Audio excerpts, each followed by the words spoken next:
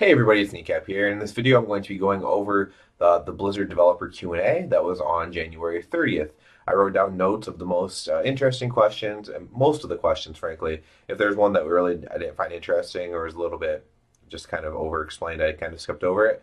But most of the interview will be in here. So go ahead and tell you what the questions were, what the answers were, and kind of what I feel about it. The biggest thing today was they announced that Battle for Azeroth pre-sale was open, so you could buy the game ahead of time. I went ahead and did that myself. And the release date for the game is on or before September 21st. So that's the first big news. On or before September 21st. Hopefully before. Allied race unlocks. Are they account-wide unlocks? That was a question. Allied race unlocks are account-wide, and so are the requirements. Horde are Nightborn, for example, but if you're exalted on an ally character, you can make a Horde 110 or get a Horde to 110, and you get credit for your exalted on your alliance character. So you only have to do it once. You don't have to even do it on the same faction, and you'll be able to do it. That's something that's necessary, in my opinion. They should kind of expand that to almost everything. Extra character slots with pre-order. So what they mean by that is extra character slots. So with these new races, if you're already maxed out on characters on your server, you want to be able to make one of the new races. So what they're doing is they're going to be adding um, four extra character slots per server. So you'll be able to make all the new races if you want, if you have one of everything already, or at least on one faction. Obviously, you're not going to be able to have everything on each faction. Um, it's not just available with pre-order. It's going to be available to everyone, and they're hoping to roll that out soon. After today's trouble, maybe it'll be a little bit later than what they would like. Um, Balancing racial pools with the new races. So what they mean by that is there's even more racials coming with these new races. So you have to try to keep them equal, or so that way not everybody's playing the same race. Because obviously, if let's say one race gets a awesome damage buff, like just very strong damage buff, then why wouldn't every DPS just play that race? So you have to keep them manageable, and if there is a damage difference, it can't be over the top. So what they were saying was diminish the raw power abilities, what they try to do over time, which they have. Arcane Torrent, they mentioned, that's going to get nerfed, the Blood Elf racial, either in Battle for Azeroth or leading up to it. They want racials mostly to be flavor, and that the power levels are low enough that they are mostly even. They've talked specifically about the Void Elf racial because there was some misconception of what this was. Now, of course, you can go and play this now because it's out there and you can play it, but people were thinking it was going to be like a Blink or a Warlock teleport, but that's not what it is. It requires some pre-planning. Basically, you use your ability and it sends off a very slow-moving Void form and like a walking pace of your character. By slow-moving is what I mean. And then if you use your ability again, you'll teleport to where it is. If it goes too far out of range, then you just don't use it at all. So you kind of have to like maybe use it 7 seconds before you have to run out of a mechanic or something. Why are allied races rep and achievement locked was a question. They basically want you to know the storyline before you bring them into your faction. What they're explaining, and I kind of agree, is like you don't just say, "Hey, High Mountain people, join our faction." If you haven't done the, because you're supposed to, you're as the character, you're inviting them to join the faction. So why would you invite someone to join the faction when you don't even know who they are? They asked about Dark Iron Dwarves and Andalari. Are they going to be before or after? It's going to be after the actual release, which means that there's going to be storyline with them, which we knew for the Zandalari, obviously, but there's going to be storyline with the Dark Iron Dwarves as well. And they will be available. And he mentioned something about the Draenor Orcs being available. I don't know if that's true or not, but that'd be pretty cool. Maybe that's going to come out later on in Battle for Azeroth. I'm not sure. The big thing that's always talked about, always spammed on the Twitch chat during these live Q&As, is solo queue for rated battlegrounds in 3 vs 3. This is unlikely. He had actually a good reason for this. View the pre-made experience between they view the pre-made experience. They want it to be differentiated between solo queue. Other games do allow you to solo queue, of course, but you can change your comp in those other games. They used Overwatch specifically since it's a Blizzard game. You can change whatever you want. So solo queuing isn't as big of a deal, obviously. For other reasons, it is. But you aren't queuing as you behind the keyboard, as so you can play 4 different characters. You're queuing as your character that you can't change. One thing he did mention I thought was also interesting is they're looking to change the RBG format from 10 to 6. 6 again, kind of going with that Overwatch theme.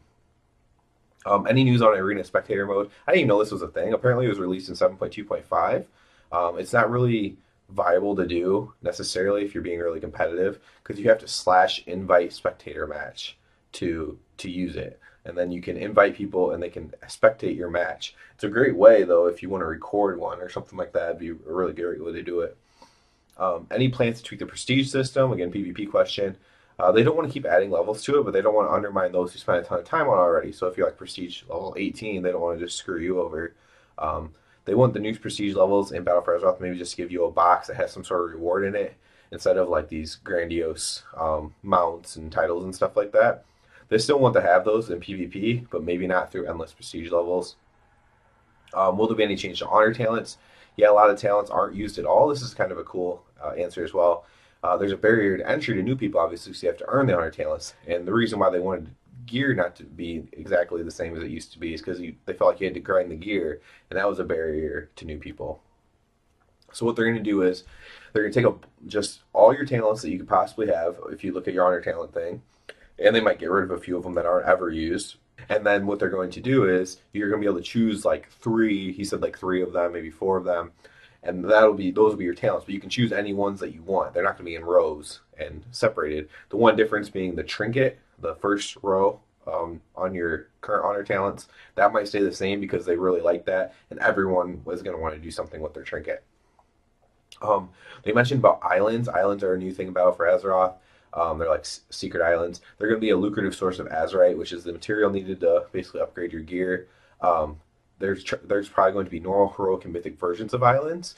So it's going to be like another type of raid in a way, if that makes sense. And they're hoping to make PvP mode on islands as well. I don't know a ton about islands, so I'm looking forward to learning more about islands going forward. Warfronts I know a little bit about. They're taking the feel of Warcraft into the world of Warcraft. There's going to be many RTS elements, but it's going to be in an MMO wrapper, is what Ian said.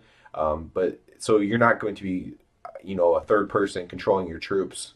As the person again on a computer, you are going to be leading your troops into battle. So you're not going to have any control over them. They're going to be, AI NPCs that follow you or go to where they're supposed to go or whatever, which you'll probably select as some sort of mission board or something like that. Will there be other factions? Will we see the other factions islands at all? So like the Zandalari and the Keltiris. Will you see those? Because that's an alliance and a horde island. Yes, you will get some quest lines. I didn't know this at all. And learn about them, and you'll have to do things, including eventually dungeons there. You can think of it as like kind of while you're questing there, you're kind of like scouting the area, and you're also going to find some people there that are sympathetic to the other side that are going to join you. Um, they're removing blink type moves from Shaman and Druid to bring back class uniqueness, and that's not only limited to them, but some classes have things that you just think of them as, but they gave it to other classes, so that way you could choose from any of those three or any of those four, and they would all have it. A good thing was when warriors had disarm, and they gave it to like a bunch of other classes too. Obviously, that's changed a ton since then, but that was another example that came to my mind.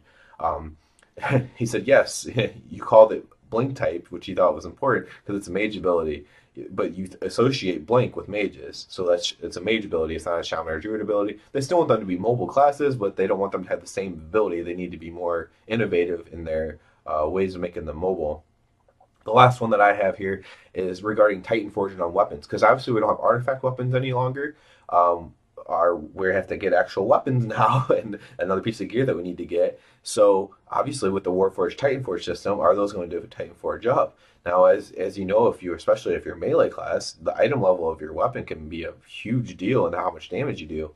So what they're thinking about doing, they haven't made for sure yet. They're definitely not planning to Titan Forge them at all. But right now they're thinking that maybe they can Warforge, which is 5 or 10 item levels.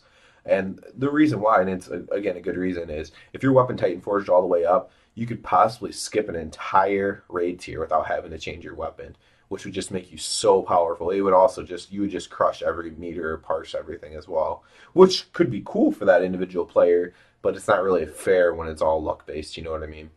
But yeah, so there was probably about 20 minutes of it that I didn't really like or even take down the questions for, but that's all I have for this. And everybody have a good one. Good luck in battle for Azeroth.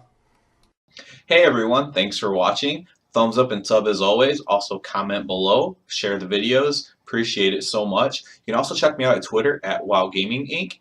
and at Twitch with the tag name Kneecap Killer. So everyone have a good one and see you again soon.